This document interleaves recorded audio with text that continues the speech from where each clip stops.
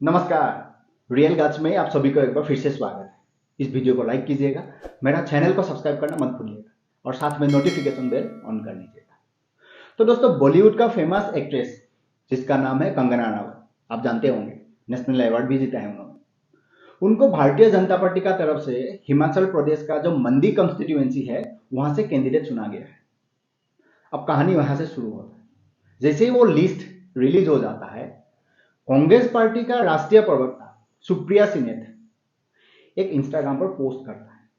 आप खुद ही पढ़ लीजिए इस पोस्ट को, इन्होंने क्या लिखा है। तो ये पोस्ट करने के बाद एक महिला होके एक महिला का ऊपर जिस टाइप से उन्होंने ये कमेंट किया, ऑब्जेक्टिफाई किया, साथ में उन्होंने कॉन्स्टिट्यूएंसी को भी किया, लेकिन बाद में उन्होंने सफाई किया।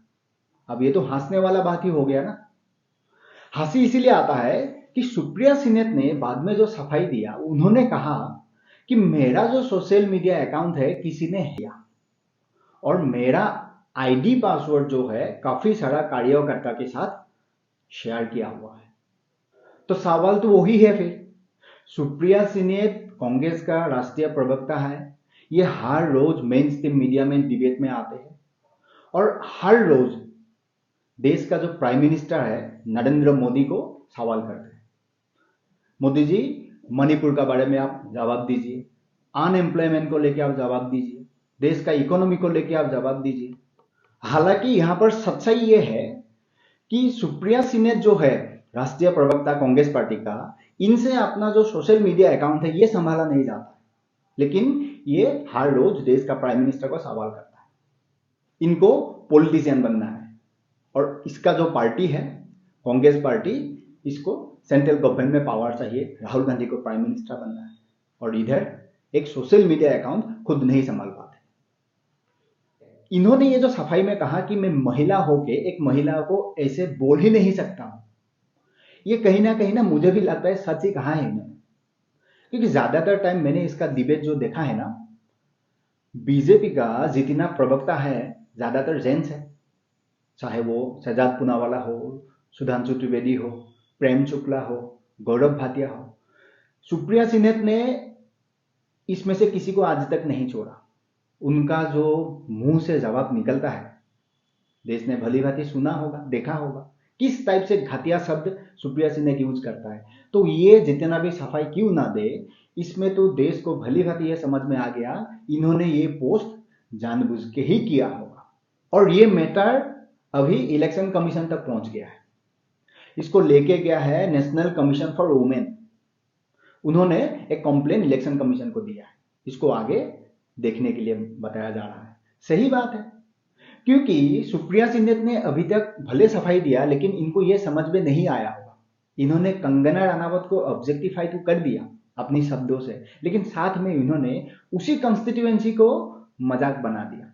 इनका जो शब्द है कंगना रनावत के साथ साथ हिमाचल प्रदेश का मंदी को भी इन्होंने गलत साबित कर दिया। लेकिन ये भूल जाते हैं कि आज का दिन में हिमाचल प्रदेश में कांग्रेस का ही सरकार है जो इस वक्त झूल रहा है, किसी भी वक्त वो गिर सकता है। मुझे यहां पर यह कहने में बिल्कुल दुविधा ही नहीं है कि अगर सुप्रिया सिनेट कल को मेंबर ऑफ पार्लियामेंट बन जाए, ये महुआ मैत्रा जैसा काम कर देगा। इन्होंने अपनी आईडी पासवर्ड सोशल मीडिया का कार्यकर्ता के साथ शेयर किया हुआ है। कल को अगर ये देश का पार्लियामेंट में मेंबर ऑफ पार्लियामेंट बन जाए, ये तो आईडी पासवर्ड शेयर कर देगा। सरल भाषा है। तुमसे एक सोशल मीडिया अकाउंट संभाला नहीं जाता है, सॉरी इसको तुम बोलने से भी शायद खराब लगेगा, आपसे एक सोशल मीडिया अकाउंट भी संभाला नहीं जाता है, लेकिन आप देश का प्राइम मिनिस्टर को रोज सवाल करते हो।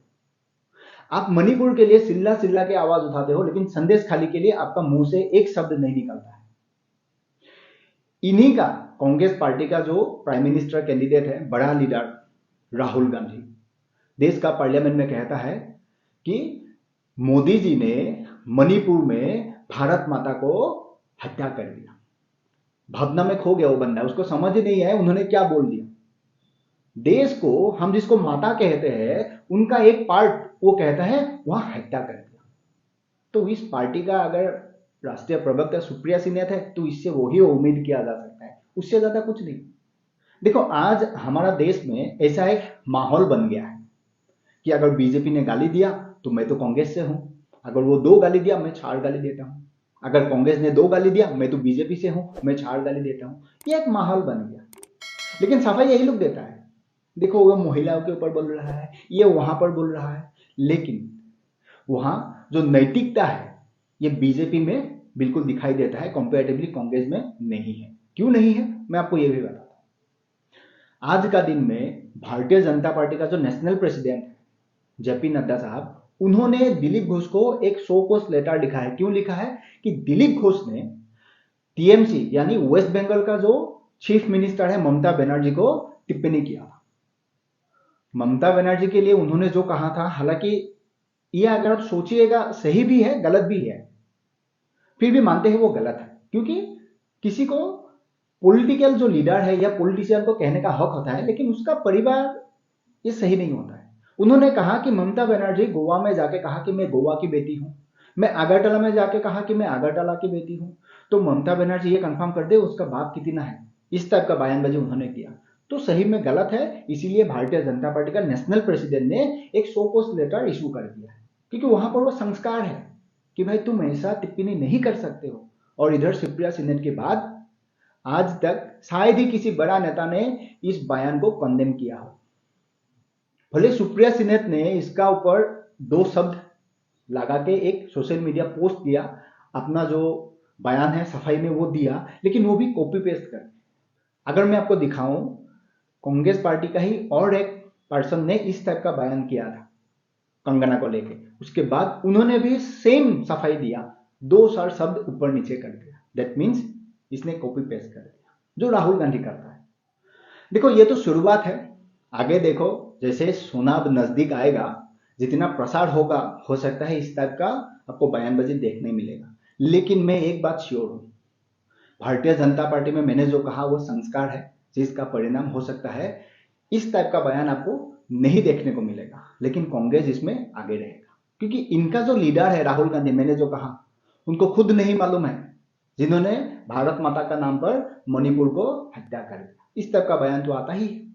तो उस पार्टी से अगर ऐसा राष्ट्रीय प्रवक्ता है, तो इनसे उससे ज्यादा एक्सपेक्ट आप नहीं कर सकते हो।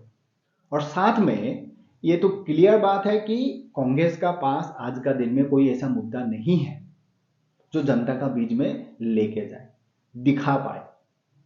भारतीय जनता पार्टी अपना विजन क्लियर है कि हमें 2024 2029 नहीं, 2047 का जो आइडियोलॉजी है देश का सामने, वो दिखा रहा है। हमें ऐसा बनाना है, देश को इस दिशा से आगे ले जाना है। लेकिन कांग्रेस पार्टी आज का दिन में एक महिला दूसरी महिला को ऑब्जेक्टिफाई कर रहा है। कांग्रेस को शायद ये लगता होगा, देखो कोई फर्क नहीं पड़ता कि देश का जो माहौल है वो तो मोदी मोदी है, हमारा तो कुछ होने वाला है नहीं, तो जो मर्जी बोलते रहो, जो मर्जी दिखाते रहो, क्या फर्क पड़ता है। फर्क आपको नहीं पड़ता है, लेकिन देश को पड़ता है। अगर यही आपका सोच है, 2024 में भी रिजल्ट वही जो 2014 2019 में है, उससे ज्यादा कुछ आप भी एक्सपेक्ट नहीं कर सकते हो कांग्रेस पार्टी से। उससे ज्यादा शायद आज का दिन में सोचने के लिए टाइम ही नहीं है। तो वही था मेरा संवाद आज आप तक पहुंचाना। आई होप आपको समझ में आया। तो मिलते हैं अगले वीडियो में, तब तक आप आपका ख्याल रखिएगा और खुश रहिएगा।